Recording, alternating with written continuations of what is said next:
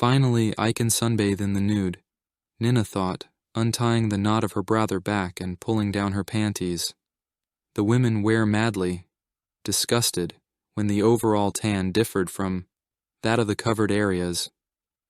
At one point, the woman decided to turn over and expose her beautiful back and slender legs to the warm sun, putting aside her glass, hair wine, and her book. The woman simply enjoyed the warmth. The man sandwalked the sleeping Mina. He promised to return nearly today, hinting at love. It had been 2 weeks since they had been intimate, and Nina had not seen her lover for 5 days. The instructor was sick and was at home treating a cold. Lena pretended to still be asleep and let her husband's hands caress her body. Her shoulders were lightly massaged, her back was stroked, and after a few seconds Nina felt the weight of her husband's body.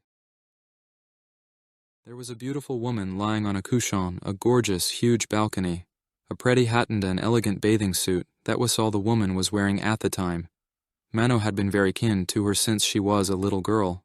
On holidays, the invited guests simply marveled at her girlish charm as she stood on a stool and recited poetry. Nina was not particularly clever in her understanding of science, but she always knew how to reach her goals. Even at school, this girl was enterprising, did not waste time on useless communication, pursued her advantages, and was very beautiful in appearance. In her last year of school, the girl never carried her bag alone. There were always 2 or 3 boys competing to take the beautiful Nina home. Even in college, when her friends were partying at discos or sleeping in dorm rooms next to grieving students, Nina chronicled her innocence, hoping to sell for more. Vanilla's dream didn't last long. In her 5th year, at age 21, she had already met her prince. The man was 14 years older than her, but successful, rich, and owned his own business. How did he court her? At their wedding, he and Misha, Nina's spouse's name, vowed eternal love and fidelity. Nina did not fall in love. Yes, Misha was an interesting man. Yes, he idolized Nina. You will get used to it. So thought the girl when they were married. The only fly in this barrel of honey was the 11-year-old son of the chosen one. Nina had no intention of raising someone else's child, but the delicious cake named Misha was too tempting. Nina was now 28 years old. Her husband was a workaholic who had greatly increased his wealth and provided Nina with a poverty-free life. Women did not need to be educated, and being under the thumb of a strong man allowed Nina to just live, elif plaiserie, if 21 year. Old Nina looked like just another pretty girl. She was now transformed into a gorgeous woman. Beauty parlors, fitness, Botox, a little silicone, and now she is a goddess. Now this beauty sauna chaise along, exposing her luxuriant body to the warmth and rays of July. Her husband's urgent trip to the beach was cancelled, and Misha refused to let such a beauty go alone. Perhaps Nina would have sunbathed topless, but her son-in-law was hanging around the apartment. Their relationship, by the way, did not work out. Shortly after the wedding, the initially bouncy boy kept remembering the mother, who had abandoned them and eventually began to hate his stepmother. There was a beautiful woman lying on a cushion, a gorgeous huge balcony, wearing a pretty hat and an elegant bathing suit. That was all the woman was wearing at the time. Mano had been very kind to me since I was a little girl. On holidays, she would stand on a stool and recite poetry, and all the guests would simply marvel at her girlish charm, the dimples on her cheeks, her gorgeous braids. Nina was not particularly clever in her understanding of science, but she always knew how to reach her goals. She was enterprising, did not waste time on unnecessary communication, pursued her own advantage, and was very good-looking. In her last year of school, the girl never carried her bag alone. There were always a group of 3 boys competing to take the beautiful Nina home. Even in college, when her friends were partying at the disco or sleeping in the next dorm room with the grieving students, Nina clung to her innocence and wanted to sell it for more. Vanilla's dream did not last long. In her 5th year, when the girl was 21, she had already met a prince. Thayman was 14 years older, successful, rich, and owned his own business. How did he court her? At their wedding, he and Misha, Nina's spouse's name, pledged their eternal love and fidelity. Nina did not fall in love. Yes, Mishu was an interesting man, and he worshipped Nina. You'll get used to it, that washer thought when they married. The only fly in this barrel of honey was the chosen one's 11-year-old son. Nina had no intention of phrasing someone else's shield, but the delicious cake named Misha was too tempting. Nina was now 28 years old, and her husband was a workaholic who had greatly increased his wealth and provided Nina with a life without poverty. Women did not need to be educated. Being under a strong man gave Nina the opportunity to simply live for pleasure and a fat 21. Nina looked like just another pretty girl. She was now transformed into a gorgeous woman. Aesthetics, fitness, Botox, a little silicone, and now she is a goddess. Now this beauty Lisana chaise along, exposing her luxuriant body to the warmth and rays of July. Her husband's urgent trip to the beach had to be cancelled, but Misha refused to let such a beauty go alone. Perhaps Nina would have sunbathed topless, but her son-in-law was hanging around the apartment and had no intention of appearing in a negligee. Their relationship, by the way, did not work out. After a bouncy start right after the wedding, the boy kept remembering his mother who had abandoned the man, then hated his stepmother. Estime wenten that remained neutral and ignored each other. Nana developed a strange relationship with her husband.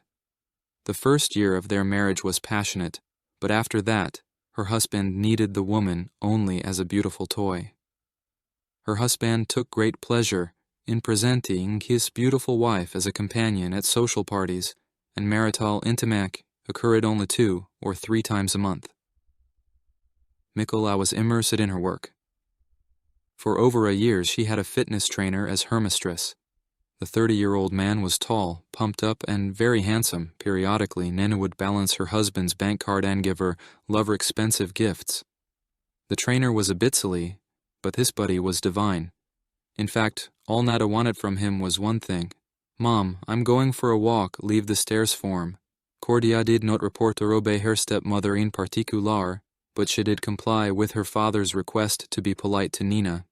"Sometimes I'm gone. Finally, I can sunbathe in the nude," Nina thought, untying the knot of her brother back and pulling down her panties. The women were madly disgusted when the overall tan differed from that of the covered areas. At one point, the woman decided to turn over and expose her beautiful back and slender legs to the warm sun. Putting aside her glass, her wine, and her book, the woman simply enjoyed the warmth. The man sand woke at the sleeping Mina. He promised to return nearly today, hinting at Lovey. It had been 2 weeks since they had been intimate, and Nina had not seen her lover for 5 days. The instructor was sick and was at home treating a cold. Lena pretended to still be asleep and with her husband's hands caressed her body. Her shoulders were lightly massaged, her back was stroked, and after a few seconds, Nina felt the weight of her husband's body. "My Misha has lost some weight," were the last words the woman thought as she braced herself against the weight of his body. The next moment, she was swept away by a storm of emotions. Yopaned Mayayas and turned around sharply. Nina saw her son-in-law's face. The woman tried to pull away and throw herself off this 18-year-old boy, but the young man, perhaps anticipating this, held her tightly. Suddenly, I heard the door lock open. The lock had recently jammed. Misha didn't have time to replace the lock, and Collier and Nina couldn't be bothered to call a repairman. The boy quickly jumped off his stepmother and put on his pants on the way out, and Nina tried to find the bathing suit he had taken off by the time Misha got home. It was all decent. He had an antler on the top jam off the door, so it must have taken him that long to get in. It was a woman who had time to fix her outfit and wipe away the remnants of her sins when she emerged from the balcony saying, "Darling, you're home."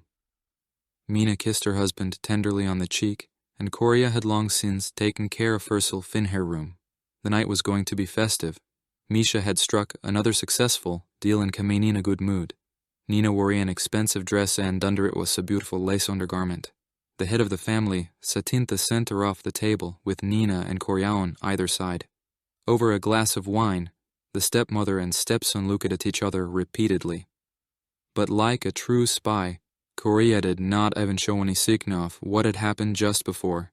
She had no intention of telling her husband what had happened. She knew very well that such a thing would destroy the family. Yes, she could tell Misha that she had been with Hisson, but time twisted and distorted the facts, and Misha wouldn't necessarily take her side in the end. Not that Misha would take her side. By nightfall, Misha, encouraged by the success of his work and the wreath, hugged his wife. Nina responded with hugs and kisses, and they fell into their luxurious bed and hastily undressed. In the morning, Misha hurried to work. Before that, Nina prepared a delicious breakfast for her husband. Still, the women of the house had owed their work to doth and rest. Kolya was still snoozing in her room. Nina took a shower and lightly applied makeup to her beautiful face. Even at home, this woman likes to be beautiful. An hour later, Kolya woke up and, half asleep, rushed into the bathroom. Nina hesitated to speak to her father-in-law for a long time, but after half an hour, he came into his room. "Kolya, what was that yesterday?" his stepmother asked him demandingly. Kolya was silent for a long time. Very arrogant and spoiled by life, he had followed her in his own time. "I've liked you for a long time. You were so handsome, so charming. I thought about you all the time. I never paid attention to other girls," the boy said shyly. It was the first time he called Nina by her first name. Neither Nina nor the woman noticed her stepdaughter's shyness. The boy sat on the edge of the bed and lowered his eyes. He had indeed grown handsome and interesting. Yesterday had been too clever. Long ago, Nina had changed from a pretty girl into a selfish, calculating woman. In every action, in every word, Nina looked for a benefit. If a person was not profitable, and sometimes even unnecessary, she would easily step over him, trampling him with her sharp heels.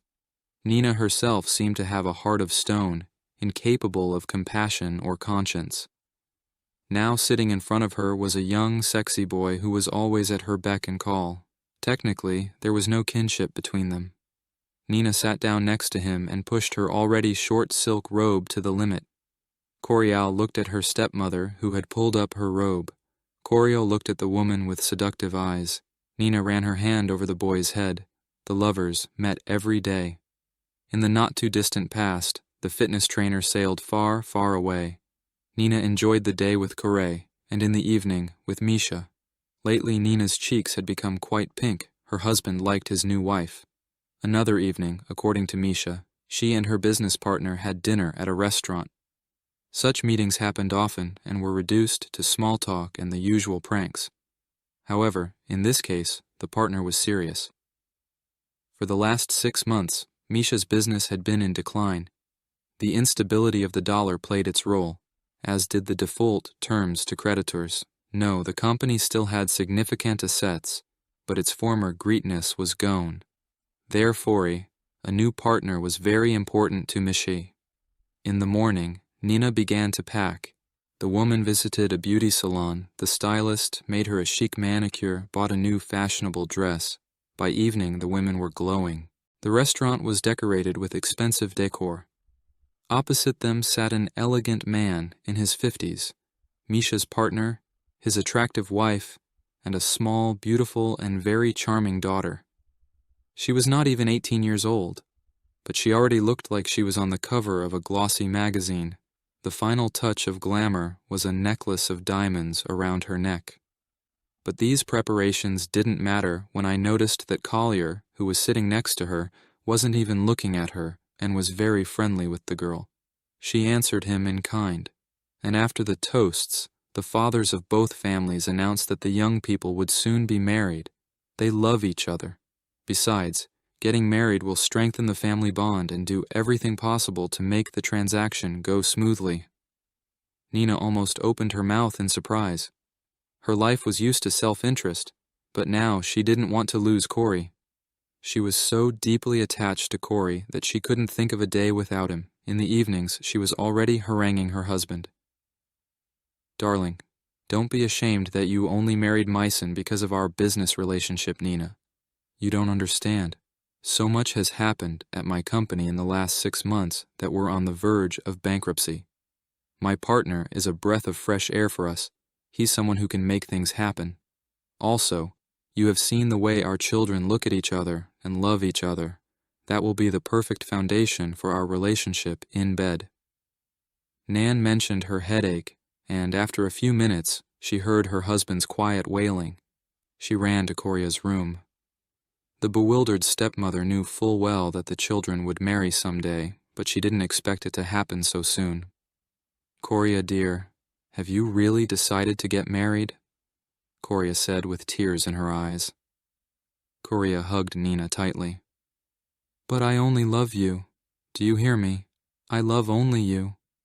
Coria hugged her mom gently and then kissed her, whereas before she had always taken advantage of the fact that Misha wasn't home during their affair. Now there was passion.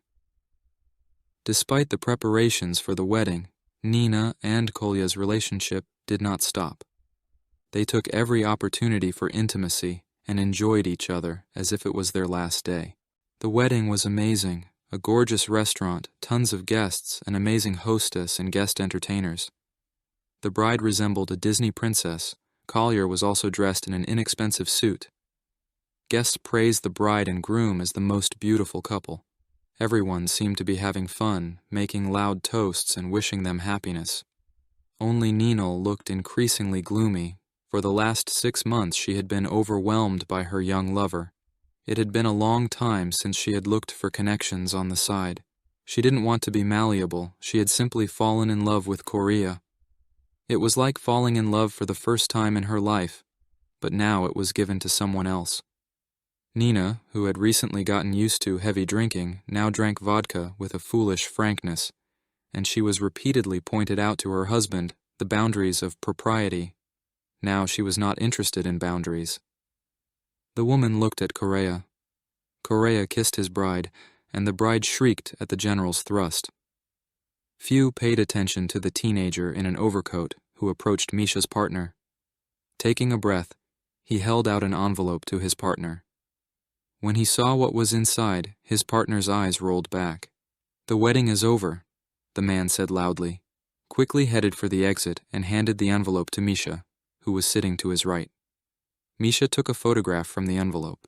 It was unclear who had taken it and under what circumstances, but it clearly showed an unequal scene between Nina and Cora. The wife sitting next to him looked at the photograph and experienced indescribable fear. Who? When? Who? Nina thought. "Get out of here," said Misha, pointing his finger at his son, quietly but blatantly threatening. "Tomorrow is the enlistment office and the army, and yes, get out of my house too."